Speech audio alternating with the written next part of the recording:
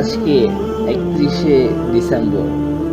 আমাদের পৃথিবীতে, শুধু দেশে না, পৃথিবীতে এটার একটা প্রচলন আছে, 31st নাইট।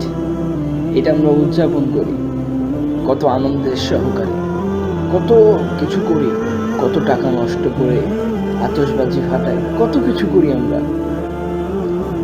কিন্তু একটা জিনিস কি ভাবছি আমরা, যে আমরা এটা কতটা গুনহার কাজ করতেছি? একটাবার কি আমরা চিন্তা করি এটা, যে আমরা কি করতেছি? এটা বছরের শুরুটা একটা শয়তানের ফিতনা থেকে শুরু করতেছি। আমরা কিছু আনন্দ পাওয়ার জন্য এত কিছু করি। আচ্ছা, এটা করা যায় না? এই যে আমরা 2024 সালে এত গুনাহ করলাম, একটা বার কি আল্লাহর কাছে অনুতপ্ত হয়ে যদি আমরা সেই গভীর রজনীতে, যেখানে সারা বিশ্ব হারাম কাজে লিপ্ত আছে, সেই সময়টা যদি আমরা 2 রাকাত নামাজ পড়ে আল্লাহর কাছে মাফ চাই, আল্লাহ 2024 সালে অনেক গুনাহ করেছি, আল্লাহ তুমি আমাদের গুনাহগুলো মাফ করে দাও। আল্লাহ কি মাফ করবেন না? অবশ্যই। আল্লাহ তো গফার, আল্লাহ তো গফুর রহিম, আল্লাহ অবশ্যই মাফ করবে। আমরা চেষ্টা করব যে এই ফিতনা থেকে আমরা দূরে থাকব, কারণ শয়তান আমাদের চাচ্ছে নতুন বছরটা তার ইশারায় শুরু করতে, শয়তানের প্রচলন দ্বারা। আমরা এটা করব না। বরং আমরা আল্লাহকে সেজদা দিয়ে, আল্লাহর রহমতের উপর ভরসা করে আল্লাহর কাছে মাফ চেয়ে নতুন বছরে পাড়া দেব।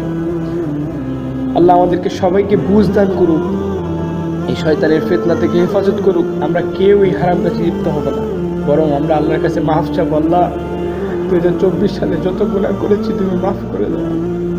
আল্লাহ তুমি মাফ করে দাও, যাদেরকে কষ্ট দিয়েছি, যারা আমাকে কষ্ট দিয়েছে তাদের সবাইকে, এবং আমাকে মাফ করে দাও।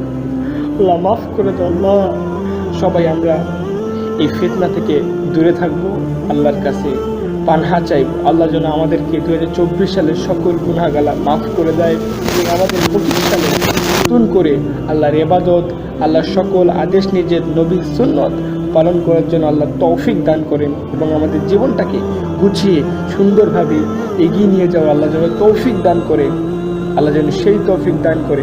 আমিন। আমরা সকলে আল্লাহর কাছে দোয়া চাবো, এবং সকলে এই গুনহার কাছ থেকে হেফাজত থাকবো, এই ফিতনা থেকে দূরে থাকবো, এবং আল্লাহর কাছে সাহায্য চাইবো। আল্লাহ যেন আমাদেরকে রহমত করে, আল্লাহ যেন আমাদেরকে বিপদগ্রস্ত থেকে হেফাজত করে, আল্লাহ যেন আমাদেরকে মাফ করে দেয়। আল্লাহু আকবার।